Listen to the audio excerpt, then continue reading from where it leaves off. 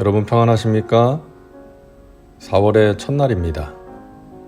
이번 한 달도 말씀과 함께 주님의 은혜 가운데 거하시기 바랍니다. 오늘 말씀은 시편 19편입니다. 말씀 개요입니다. 시편 19편은 다윗의 찬양시입니다. 1절부터 6절은 자연을 통해 드러나는 하나님의 영광을 찬양하고 있고 7절부터 14절은 율법, 하나님의 말씀을 찬양하며 죄로부터 지켜주실 것을 간구하고 있습니다. 말씀 묵상입니다. 시편 19편은 두 가지 주제가 분명하게 나타납니다. 첫째는 하나님께서 창조하신 자연 만물에 드러난 하나님의 영광, 1절부터 6절까지의 내용이고요. 둘째는 하나님의 말씀의 권위와 능력, 7절부터 나오는 내용입니다. 먼저 시인은 이렇게 찬양합니다. 하늘이 하나님의 영광을 선포하고 궁창이 그의 손으로 하신 일을 나타내는도다. 여기서 선포한다는 것은 이야기해준다, 전해준다는 의미가 있고요. 나타내는도다 이 말은 알려준다, 알게 한다라는 의미가 있습니다. 그러니까 하나님께서 창조하신 만물을 통해서 하나님의 영광과 솜씨를 알 수 있다는 것이죠. 로마서 1장 20절에 이렇게 말씀합니다. 창세로부터 그의 보이지 아니하는 것들 곧 그의 영원하신 능력과 신성이 그가 만드신 만물에 분명히 보여 알려졌나니 그러므로 그들이 핑계하지 못할지니라. 하나님의 능력과 신성이 그가 만드신 만물에 분명히 보여져서 알려졌다는 것입니다. 이것을 자연 계시, 일반 계시라고 하죠. 하나님께서 지으신 아름다운 자연을 보면서 주님의 높고 위대하심을 내 영혼이 찬양하네 하면서 찬양하게 되고 하나님께서 창조하신 동물의 세계 그리고 인체의 신비를 보면서 하나님의 능력과 솜씨를 알 수 있다는 것입니다. 날은 날에게 말하고 밤은 밤에게 지식을 전하니 여기서 지식은 하나님을 아는 지식입니다. 이 지식이 얼마나 귀한 지식입니까? 가장 소중한 지식이죠. 호세아 선지자가 하나님의 말씀을 이렇게 전했죠. 이스라엘 자손들아 야훼의 말씀을 들으라.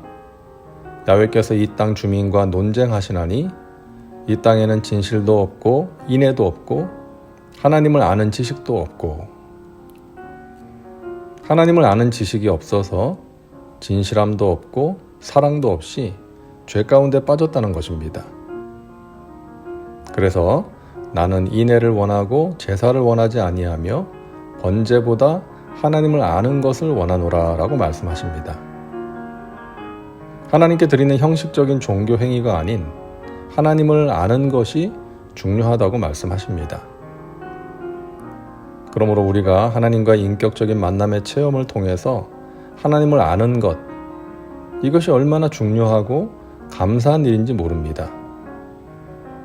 그것을 통해서 구원을 받고 하나님의 자녀답게 살며 고통의 문제를 이겨낼 수 있기 때문이죠. 그러므로 하나님을 알게 하신 그 은혜에 감사하면서 또 그 은혜를 찬양하면서 살아가야 하는 것입니다. 시인은 이어서 율법, 하나님의 말씀을 찬양합니다. 하나님의 말씀을 특별 계시라고 합니다.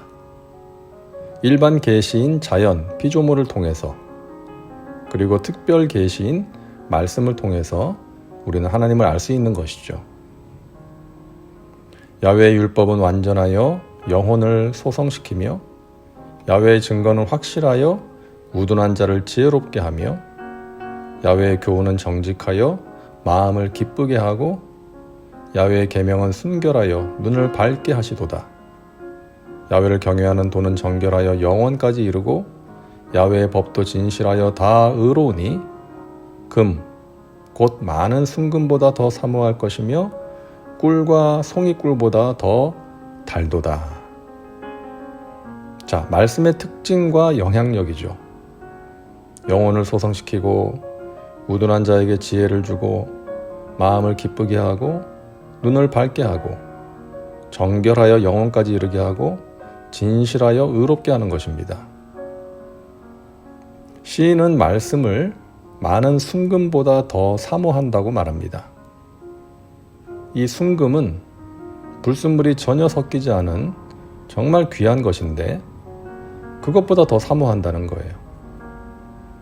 이 세상의 그 무엇보다 말씀을 최고의 가치로 여긴다는 것이죠. 그리고 꿀과 송이꿀보다 더 달다고 말합니다. 꿀의 달콤함이 사람을 즐겁게 하듯이 말씀이 자신에게 있어서 가장 큰 즐거움이라는 것입니다.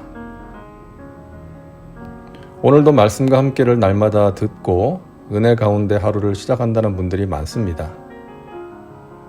말씀을 순금보다 더 사모하는 분들, 말씀을 꿀보다 더 달게 느끼는 분들이라고 생각합니다. 우리가 천국 갈 때까지 하나님의 말씀으로 귀한 은혜를 체험하면서 살 수 있다면 그 말씀이 나에게 송이꿀보다 더 단 최고의 즐거움이 될 수 있다면 얼마나 좋을까요?